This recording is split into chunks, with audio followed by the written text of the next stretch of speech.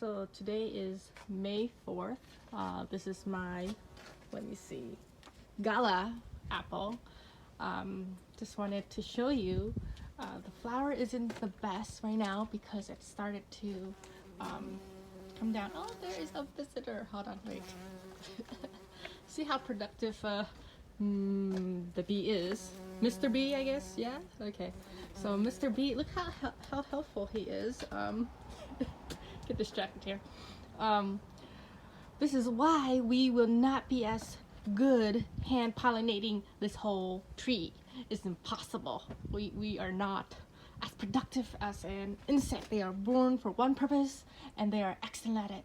Okay, so now, so the flower, there are some that are coming out, blossoming, but most of this is not looking very good because it's falling down, and that's when the fruit set, if it is correctly pollinated.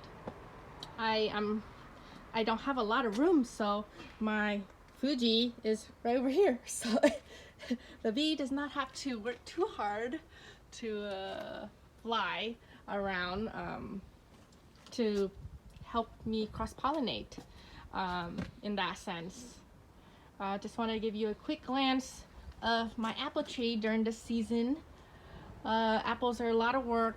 They got worms and other diseases if we do not net them, but they sure look cute, looking red and little apples, you know, on the tree in November.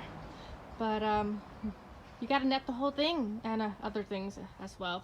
But this is why organic apple costs so much.